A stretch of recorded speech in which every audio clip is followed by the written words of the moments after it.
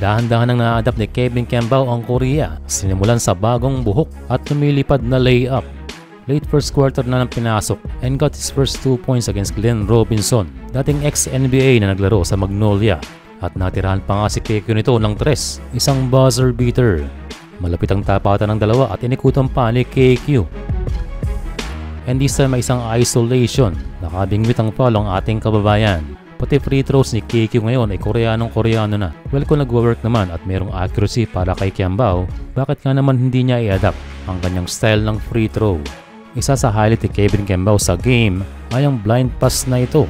Kaya laging inaabangan si Kekyu dahil sa kanyang mga fancy pass na good thing ay accurate naman. And after that ay natulala ang mga teammates ni Kekyu na akala nila idadunk.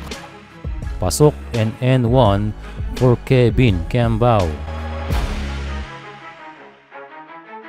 Bago matapos ang first half ay naipasok ni Kembao ang kanyang unang 3 sa game na ito at meron siyang 12 puntos. Pagpasok ng third quarter ay nanghinayang itong si Kekyu dahil hindi itinira ang kanyang blind pass.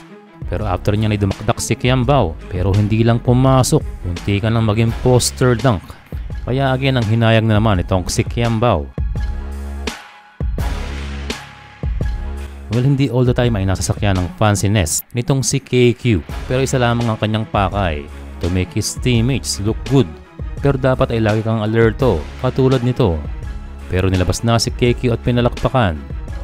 Less than 1 minute ay isang dunk para kay Justin Gutang, pero hindi yan sapat sa panalo ng Sono sa score na 84-59. Nakapagtala si Kembao ng 12 points, 6 rebounds, 3 assists sa loob ng 23 minutes.